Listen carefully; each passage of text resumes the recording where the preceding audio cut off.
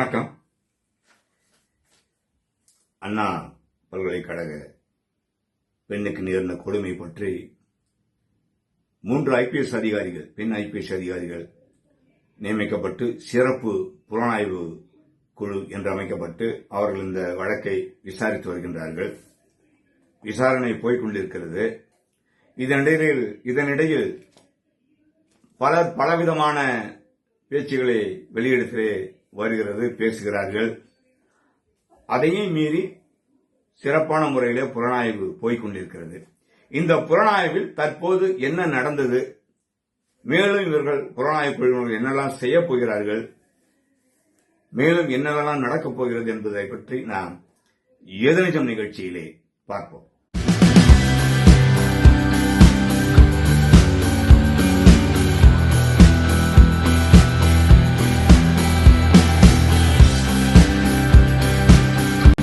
கோட்டூர்புரம் லேக் ஏரியாவில்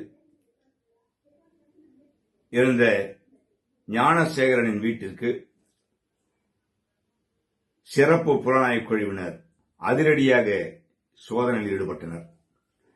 அவங்க வீட்டுக்கு போயிட்டு ரெய்ட் பண்ணும்போது ஞானசேகரனுடைய மனைவிகள் 2 பேர் இருக்காங்க.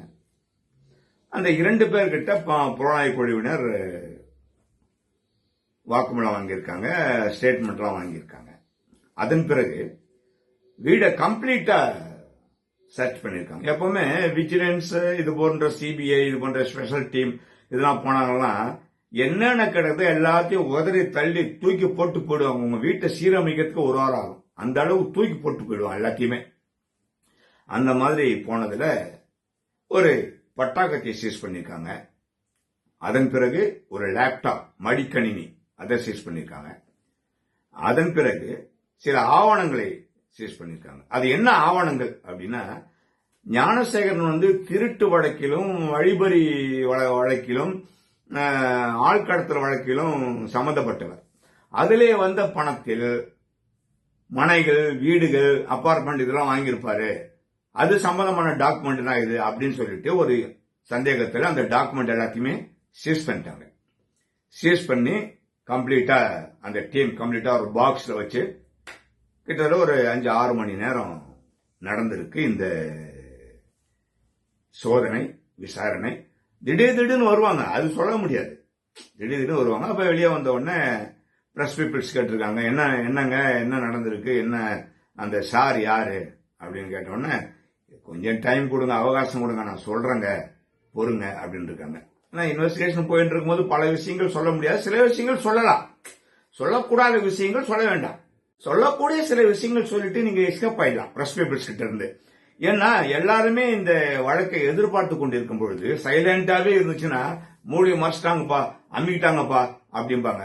ஏதாவது ஒன்று பிரஸ் பீப்பிள்ஸ் சந்திச்சுக்கிட்டே இருக்கணும். இது பண்ண போறோம், அது பண்ண போறோம், அது செய்யறோமோ இல்லையோ ஏதாவது ஒன்று பண்ணிட்டு போகணும். சரி, ஓகே, ஸ்பெஷல் டீம் ஒழுங்கா வேலை பார்க்கறாங்கப்பா அப்படிங்கிற ஒரு எண்ணம் மக்கள் மத்தியில வந்துடும். நீங்க பாட்டு உங்க வேலையை பொறுமையா வேலை பார்க்கலாம், பிரஸ்காரங்களும் அமைதியா இருப்பாங்க. இது எனக்கு தெரிஞ்சது சொல்றேங்க, அதுக்கப்புறம் உங்க இஷ்டம். இவங்க சீஸ் பண்ணாங்க இல்லையா அந்த லேப்டாப், அந்த லேப்டாப் சைபர் கிரைம்லயே தடய அறிவியல் துறை ஒன்று இருக்குதான். நமக்கு இப்பதாங்க அது கேள்விப்படுறோம். தடய அறிவியல் துறை ஃபாரன்சிக் டிபார்ட்மெண்ட்ல இருக்கும். இப்ப இதுக்கும் ஒரு தடய அறிவியல் துறை கண்டுபிடிச்சிட்டாங்க போல இருக்கு. அவங்க கிட்ட கொடுத்து அந்த லேப்டாப்பை செக் பண்ண போறாங்க. அதுல என்னெல்லாம் பதிவிறக்கம் பண்ணிருக்கான், என்னெல்லாம் டவுன்லோட் பண்ணிருக்கான், எதை அப்லோட் பண்ணிருக்கான் அப்படிங்கறது எல்லாத்தையுமே காவல்துறையினர்கள் அதுல கிளீனா கண்டுபிடிச்சிருவாங்க. தலைவன் என்னென்னலாம் லீலைகள் பண்ணிருக்கிறான் அப்படிங்கறத கிளீனா அதை கண்டுபிடிச்சிடலாம். இவரு நம்ம டிஜிபி என்ன சொல்றாருன்னா, இந்த வழக்கை பொறுத்த மட்டும் யூகத்தின் அடிப்படையில் யாரும் எதுவும் பேசக்கூடாது அப்படின்னு சொல்றாரு. இப்படி ஒவ்வொரு வழக்கிலையும் இப்படி முட்டுக்கட்ட போடுறாங்க போலீஸ்.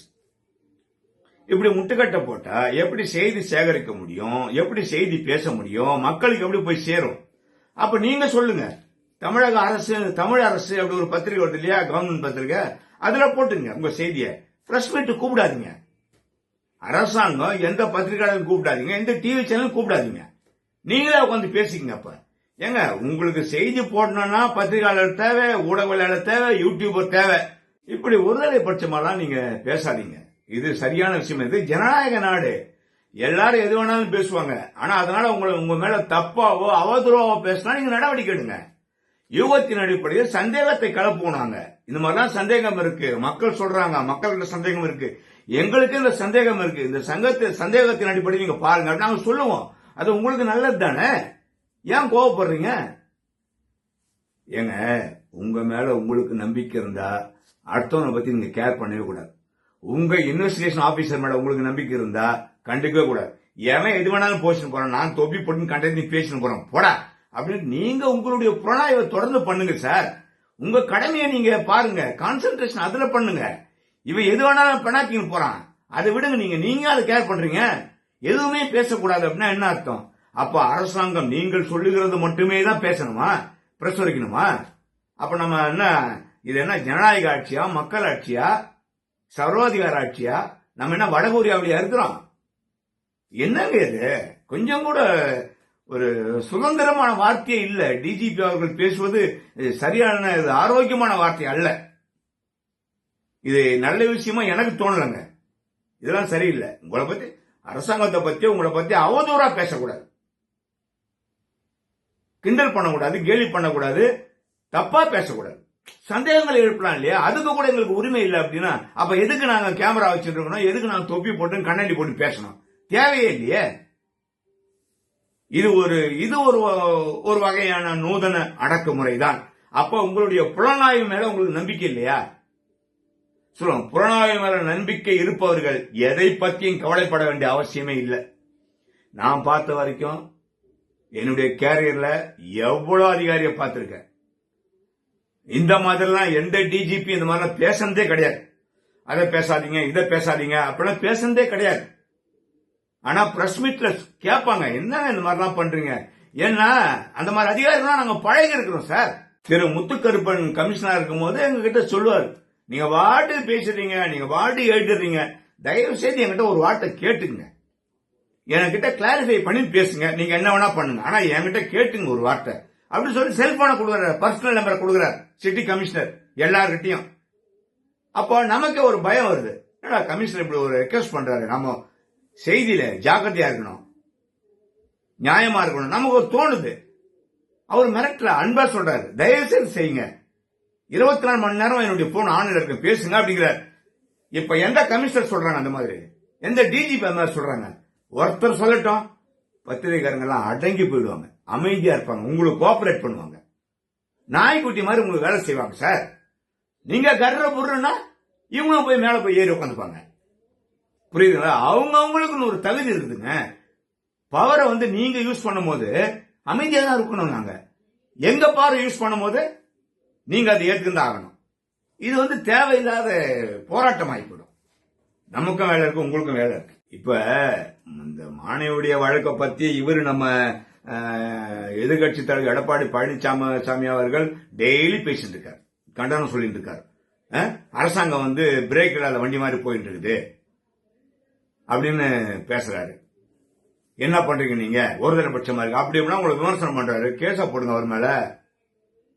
ரகுபதி சொல்றாரு, அமைச்சர் ரகுபதி எடப்பாடி பழனிசாமி மேல இந்த மாதிரி அவர் அவதூறு பேசுறாரு, தவறான விஷயத்தை வரைஞ்சு பரப்புறாரு அப்படின்றாரு. அப்ப கேஸ போடுங்க அவர் மேல போடுங்களா? கேஸ் போட்டுருங்க, பாக்கலாம். நாங்கெல்லாம் இழிச்சவாயிடுங்க. பிஜேபியினுடைய மகளிர் அணி சார்பில் கவர்னர் RN ரவி கிட்ட ஒரு மனு கொடுக்குறாங்க, இது சிபிஐ மாத்தணும் அப்படின்னு. அதெல்லாம் மாத்த முடியாது, நீங்க எப்படி மனு கொடுக்கலாம் அப்படின்னு அவங்கள கேஸ போடுங்க. நீங்களாம் மனு கொடுக்க கூடாதுங்க அப்படின்னு சொல்லுங்க, கேஸ் போடுங்க. மறியல் பண்ணா கொத்தடியில அடிச்சு சாயந்தரமா விட்டுறீங்களா? ஏன் சாயந்தரமா விடுறீங்க? அவங்கள ஜெயிலுக்கு அனுப்புங்க, ரிமாண்ட் பண்ணுங்க. இதெல்லாம் உங்களுடைய அடக்குமுறை தானே. இப்ப அவங்க சிபிஐக்கு கேட்க போறாங்க. சப்போஸ் சிபிஐக்கு கொடுத்துட்டா இந்த SIT விசாரணை முடிஞ்சது கதை, அடுத்த சிபிஐ வரும். அப்ப என்ன பண்ண போறீங்க?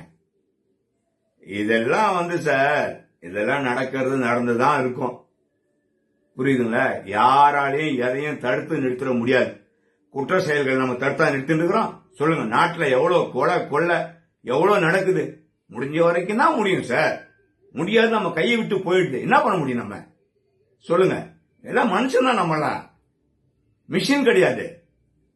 நீங்க வேணா பேசலாம், சிஎம் என்ன சொல்றாரோ அதன்படி நீங்க செயல்படலாம், ஏன்னா உங்க பதவி இருக்காது. நாங்க அப்படி கிடையாது, நாங்க சுதந்திரமானவர்கள், நாங்க எதை வேணாலும் பேசுவோம். அதனால உங்க மேல தப்பாலாம் பேச மாட்டோம். சங்கர் ஜிவால் டிஜிபி அவர் தான் பேசுவோம் தவிர தனிப்பட்ட முறையில் சங்கர் ஜிவால் நமக்கு என்ன எதிரியா? நண்பர் தான் அவரு. அவரை பத்தி பேச நமக்கு என்ன அவசியம் இருக்கு? கமிஷனர் அருணை பத்தி பேச என்ன அவசியம் இருக்கு? கமிஷனர் அதை பத்தி பேசலாம், ஆனா தனிப்பட்ட முறையில் அருணை பத்தி நம்ம பேசக்கூடாது. அது நமக்கு இது கிடையாது. அவர் எப்படி வேணாலும் இருக்கலாம். அதெல்லாம் புரிஞ்சுக்கோங்க சார். நாங்க புரிஞ்சுக்கிறோம், நீங்க புரிஞ்சுக்க மாட்டேங்கிறீங்க. மீண்டும் இன்னொரு எதிர்நிஜம் நிகழ்ச்சியில் உங்களை சந்திக்கின்றேன். நன்றி, வணக்கம்.